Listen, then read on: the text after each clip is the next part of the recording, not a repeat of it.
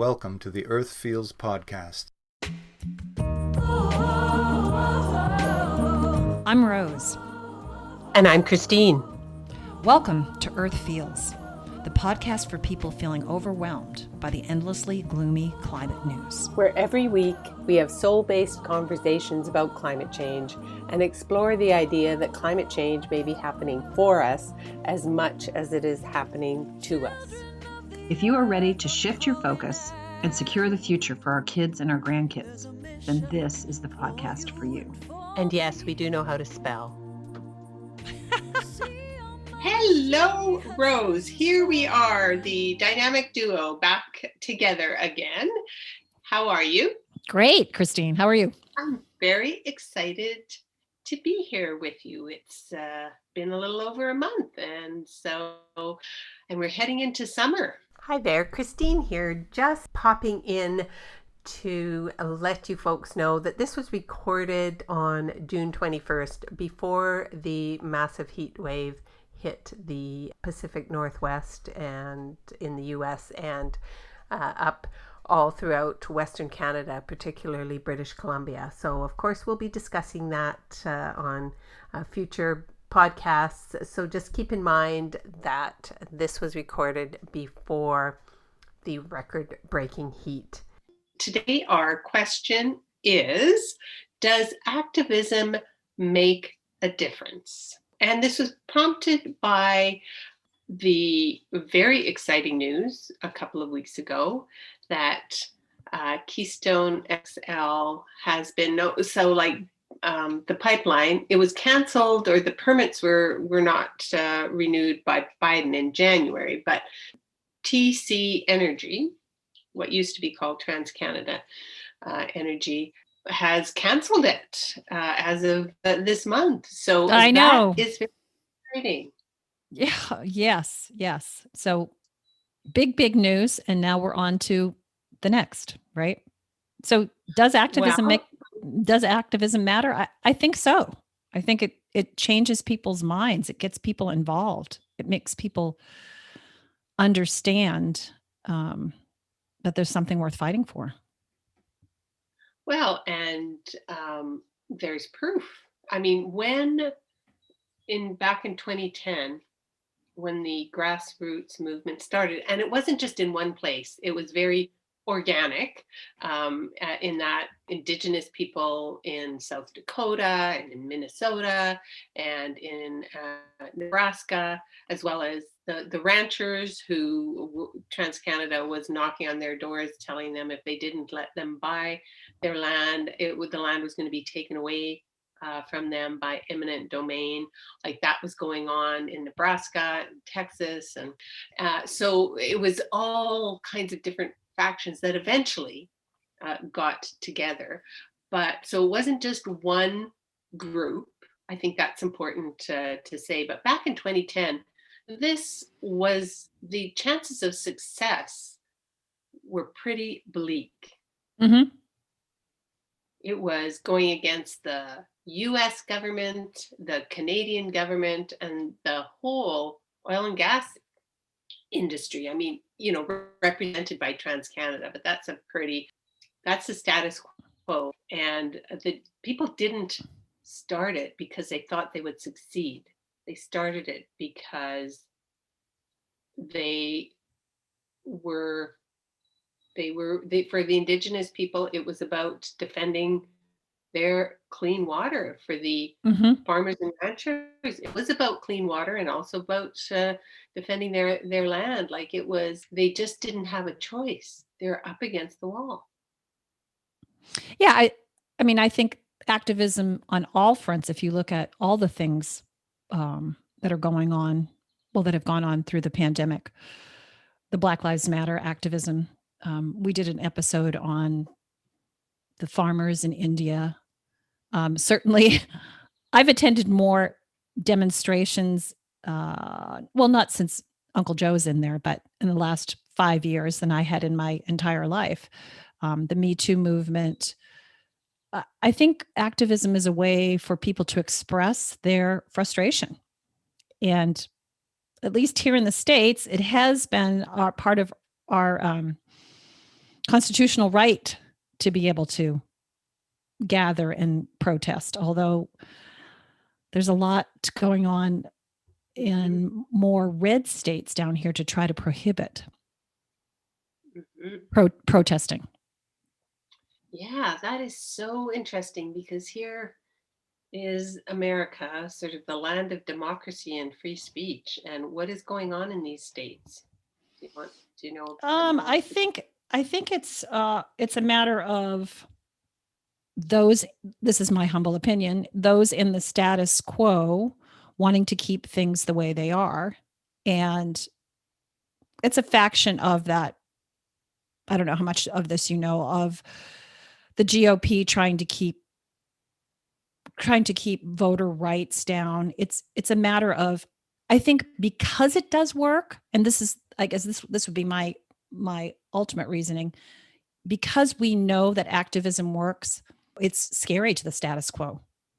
They're seeing right now that long-term activism, and whether that means people taking to the streets, or it means signing petitions, or writing your congressman, or calling into a talk show, all of those there's different ways of being an activist. People are, I think it scares the status quo because they're seeing the dominoes start to fall, and they don't want it to happen. If we can keep people silent, then there's a bigger chance that the status quo will remain. When people speak out and demand a difference, say that their rights are being trampled, and get louder and louder, it becomes harder to ignore. I hope so. Although if you look what's happening in Georgia, where they did have voter organization, particularly by the Democrats, and that really changed the face of the representation by the states. They've just brought in quite, from all accounts, draconian and non-progressive voters. I don't know, is it voter rights? I'm not sure, but I know that at least 100,000 people, voters, were stricken from the roll in Georgia last week. So it's well. So I have some friends who work in the field of the patriarchy. Taking down the patriarchy, and the line that they use is, this is the death throes of the patriarchy. They're getting louder and louder. It's like, you think about the dinosaur. They're pulling the dinosaur down to the ground, and it's flailing, and it's screaming, and it's balking. But that doesn't mean that it's not happening. As more and more people get involved and raise their voices, whether it's for racial justice, whether it's for equality, whether it's for climate change, whatever it is that you care about, that you're passionate about, and you use your voice, it upsets the status quo.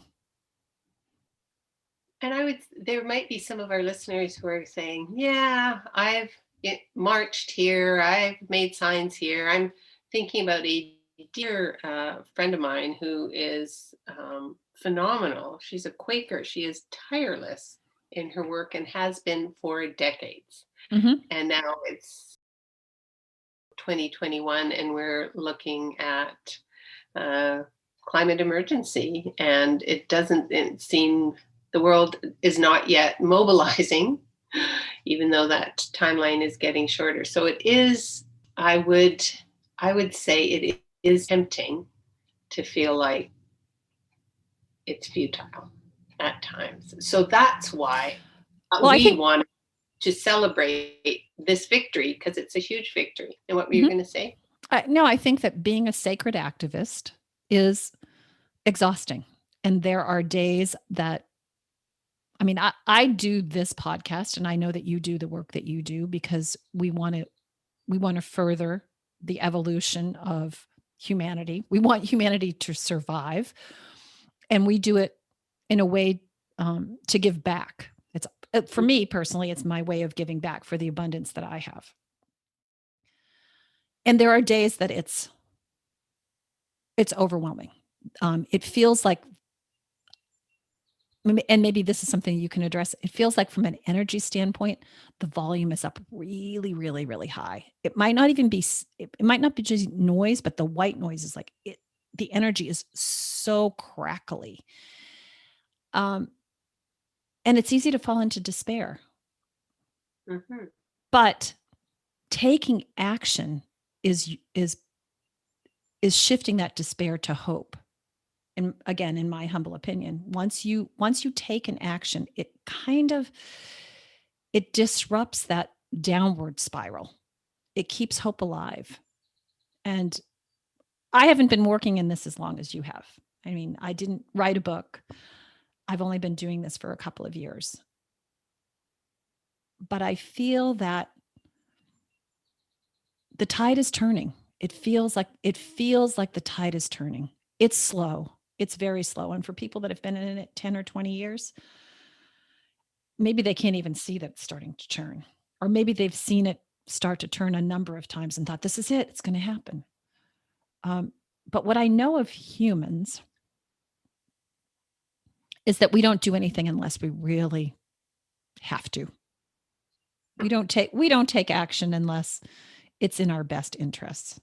And maybe up until now, it really hasn't been in our best interests, or we haven't seen that it's in our best interests to be not be over consumers and not we'd much rather ride around in a boat on the weekend and spew gas into the atmosphere and then think about the species that we're losing. But it's everywhere. We know it's happening now. And so I do think our backs are up against the wall. I don't know. I'm hopeful today. Maybe at 2:00 this afternoon, I won't be, but right now I am. So I have on my Pollyanna disguise right now. I'm glad we got you on a hopeful day for this discussion, Rose. Yeah. Or at least a hopeful hour. Yeah. I mean, I think, say that again.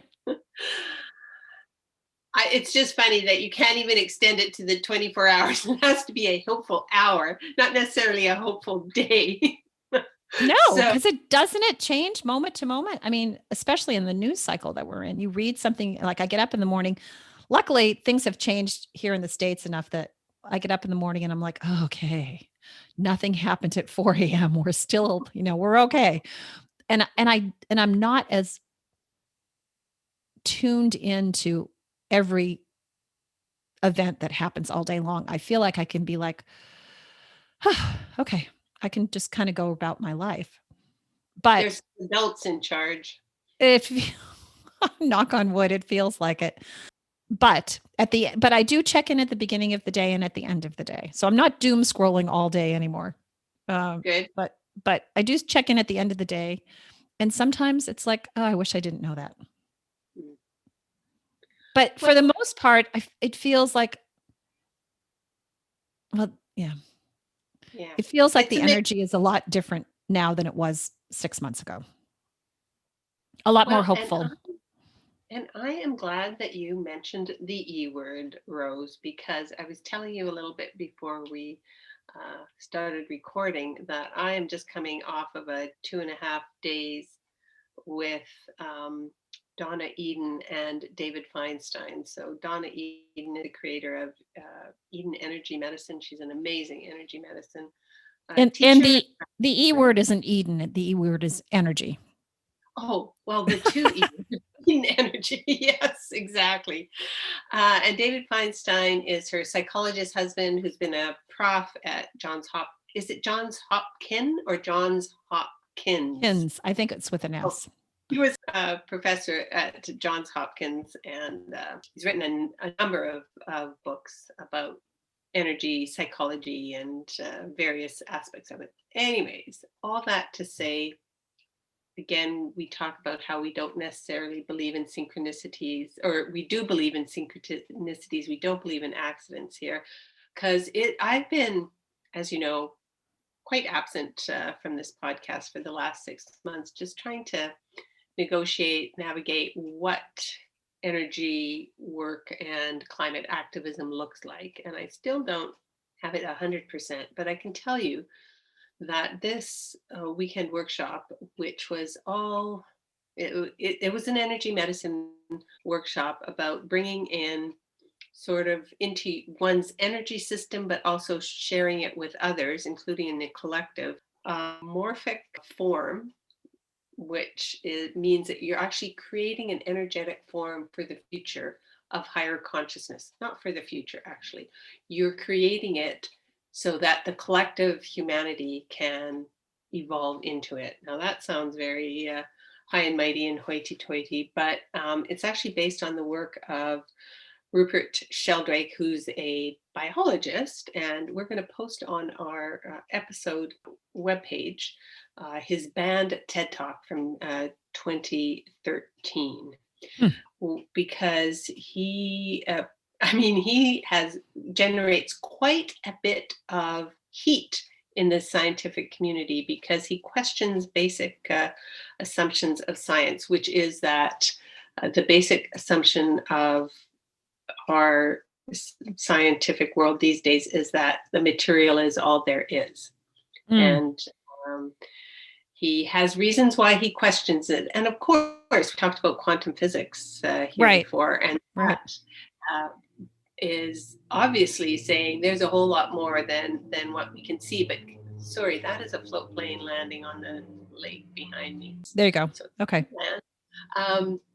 But he's approaching it from the field of biology, and they are not open to that idea in any way. But the way it was related to this weekend work, and hopefully I'll get a chance to talk more about it in the months ahead, is that it's about morphic resonance and field. It's about the transfer of information basically from one structure to another through space and time, which people are probably going, what the heck is she talking about?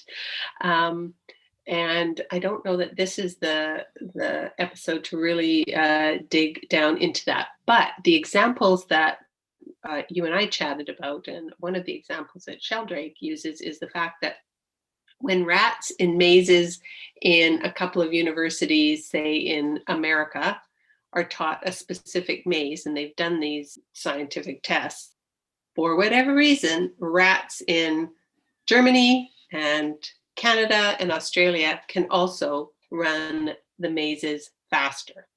And I remember the first time I heard about, I heard it termed as the 100th monkey, that when 99 monkeys, it reaches a certain tipping point, that the knowledge becomes part of the collective field, and then animals, because it's been experimented on with animals understand something that they didn't understand before. Or they do something, whether or not they understand it, right? Okay. Yeah. So that's the idea, except it's not necessarily just in monkeys. It's also in human consciousness. And so there are ways to collectively raise our vibration, if you will, if we're still talking about energy, so that it actually impacts the morphic field or the collective field. That's so talk more about that. So we're visualizing, are we visualizing a different outcome, and that's how we're changing the morphic field? Or that's what prayer is, isn't it? Yes to both of those things. Yes. Not reacting with anger and vitriol to something that your first inclination is to react with anger and vitriol. To something that makes your blood boil. Yeah. Exactly. But to deliberately choose not to react that way, that is also shaping a change, sending out those vibrations in the collective field. Now, having just done this workshop, there's very specific ways that were discussed to help this shift. And that's something I'm going to be doing in my energy practice and offering collectively, putting it out there, helping people to apply the techniques that I've just learned. But there isn't any one way. What I learned this weekend was a very specific, focused way using energy medicine techniques to impact the morphic field, basically to help humanity make the shift that's necessary, because we really are at this critical time. And we've talked about this before, but we're at a precipice. We could go off. There is like Pretty easily. Yeah. Yeah, we have a decade to make this shift, and I would say according to less. I would say less. What I've heard is 7 years. right, 7 to 8 years, but Mm-hmm. we don't want to really freak people out. That feels really close. No, I'm Well, just but kidding. I know, but it again, getting back to what I said before, is that unless you really feel like, if you feel like you have time, then you don't take action. I don't say you. If we as humanity feel like we have time, we don't take action, which is, I mean, if you look at on the evidence, if you look at based on fossil the if you look at fossil fuel executives, they're like, oh, well, we just need to be here by 2030. So we're going to wait till June of 2029 before we start, ramping it back. I don't necessarily think that those are evil people. I think that they embody how our paradigm has always worked. And we don't do things until we absolutely need to. I mean, and I wouldn't say it's just fossil fuel executives, it's politicians, it's, well, those in charge of the paradigm, those who lead the paradigm, those who have benefited by the paradigm, that are at the higher echelons. This is how the system works. This is how we've always done it. We're going to continue to do it that way. Right, until they're forced to, until the system forces them to change. And there's different ways that forcing is happening. Mm-hmm. There's the youth climate activists. There's the rise of the Indigenous voice, which I don't know if we talked about together the fact that in Canada there was a mass grave found at an Indigenous. Oh, I saw it. We didn't talk about it, but I did see it. Yeah. So 215 children mm-hmm. never went home to their families. So that is a horrible reminder of our past, which is so stark that it's starting different. It's changing the conversation in Canada, finally. Is it changing at 100%? No, but it's a significant shift. And I can tell by what I'm seeing. Before an NHL hockey game, they paid recognition because of COVID. It's been Canadian teams playing Canadian teams mm-hmm. and not crossing the border. And so the game the week after, they paid homage to it in a very specific way. And even before that, up here, they do a land acknowledgement before NHL games, at least in Winnipeg, that's amazing. Yeah. This is on national TV. So things are shifting. And of course, those of us who have been saying for years that this shift has to happen. Okay. And yet here in the States, we just made Juneteenth a federal holiday. Okay. So yes. Incredible. And yet in the state of Florida, they have decided that they cannot teach about the detrimental aspects of slavery. So kids in Florida are going to be like, so I get this day off in June because June's a cool month, but I don't know why. So that's what I'm saying. Like the paradigm is there's still, again, in my humble opinion, my son hates it when I say that. I'm not, and I don't say that from a patronizing thing. I'm like, this is my opinion. I think we live in two different realities right now. There are two, maybe there's more than two. Maybe there's 50, but there's two different realities of this is where we're going, the space, this morphic field that you're talking about. This is where we're going. We need to be holding that space. We need to be looking at heading towards that, taking baby steps towards it, taking leaps and strides if we can. And yet there's still people that are holding on to the reins and going, no, they're dragging their feet towards, and they're being pulled towards the end of that cliff. It's going to happen. What's the reality that you want to embrace? Right. Well, we don't want it to be happening as we're falling over the cliff. We want No, it to but happen. we're in a Thelma and Louise moment. Is kind of how I look at it. We're in that car and it's like, are we going off the edge or aren't we? Well, I agree. So this conversation is going to be continued. We'll just go ... Does activism make a difference? ... And I think it does. I think it does. Just obviously, sorry, I keep interrupting. I really do think it does, even if it's to influence other people around you. And I know I've said this 1,000 times on this podcast. Our stories are our greatest medicine. When you speak your truth, you don't know the seeds that you're planting. You don't know how many people you're influencing. Just because you can't see it doesn't mean it's not there. And the more of us who speak our truth, the quicker we get there. Fingers crossed, hopefully. And you caught me in a hopeful mood. Amen, sister.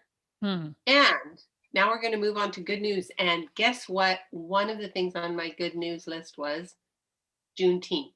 Yay! I know. Because it does signal a shift. And we've talked about how everything's connected, and racism, economic inequality, and climate injustice, and it's all together. Yeah. So that's something to celebrate. We'll put that in the good news column.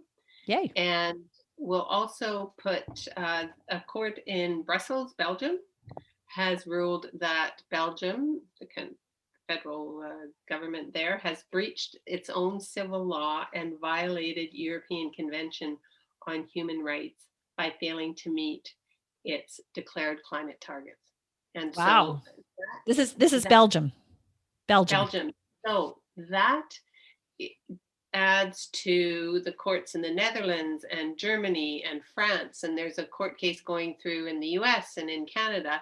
But I would point out that those are all examples of activism in the judicial system paying off, and it's a different approach than was used with the Keystone XL, but that is worth celebrating. It is all part of this shift. And for our action tip, speaking of governments and climate action, here in Canada, there's a bill C12 that's going through the Parliament. It was introduced in November by the Liberal government. We have a minority government right now, but it was introduced by the Liberal government. It sounds like the NDP, the third party, is prepared to support it, but the Conservatives are dragging their heels with procedural delays so that it doesn't get passed before summer. And I'm just going to remind myself what it's called. It's the Canadian Net Zero Emissions Accountability Act. Why not before summer? Why is that a deadline? Because it's summer recess, and I'm not sure exactly, but I will tell you, I have a date with my member of parliament on Thursday to talk about it, and I'm trying to get more information about exactly what's going on, because I know it was introduced in November.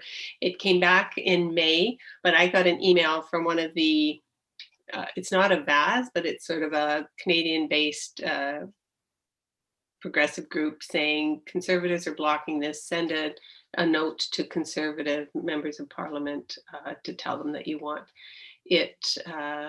movement on it. And interestingly, after I signed the email, they brought me to a page and they said, do you want to call your MP's office? And you could just click a button on that page, and it actually ran through to my MP's office, which I thought was pretty slick. And otherwise I might not have gone over, picked up my phone and dialed. But I called, spoke to a person because it was working hours. And as a result, they called me back in the morning and made a date with me on Thursday. So my action tip to Canadians, any Canadians who are listening to this, go to our episode page. There'll be a link to tell your Conservative representatives, either in the House or the Senate, to take action and to support Bill C-12. And for the rest of you who aren't in Canada, maybe just call your local or state or federal representative and tell them you want action on climate change. Absolutely. Yeah. There's Right. certainly, And I'm what's sure, our sanity? I'm sure anybody who listens to this probably gets petitions every day. Take some small step forward in your own activism. Doesn't mean you have to be Greta Thunberg. Just take one small step. Sanity tip. Yeah, well, it's summer. And for me, that means, I'm out in the garden every day. And I would say I get a lot from being out in nature. I think many of us do. And I think the past year has shown us our connection with nature, how comforting it has been. I mean, just think about those Zoom calls just think about the walk that you took after a number of Zoom calls just to clear your head. So there's a connection with nature. I'd say support your local farmers market. If you're not growing stuff in your own yard, go taste something that's grown locally. That's a form of activism. Food doesn't have to be trucked in from thousands of miles away or flown in from thousands of miles away. Taste something local and you'll be hooked. All right. Wow. Well, so become an activist. We're like, does activism make a difference? Yes, it does. I think we both said yes, it does, didn't we? You heard it here first. Did you not know that was going to be the answer? Thanks for listening. That's this week's Friday episode of Earth Feels. Special thanks to singer-songwriter Kristen Hoffman for generously allowing us to use Song for the Ocean. Thanks for listening. Don't forget, subscribe to our podcast so you don't miss an episode. Catch you next time. Bye-bye. Children of the earth, I'm calling out. There's a mission for you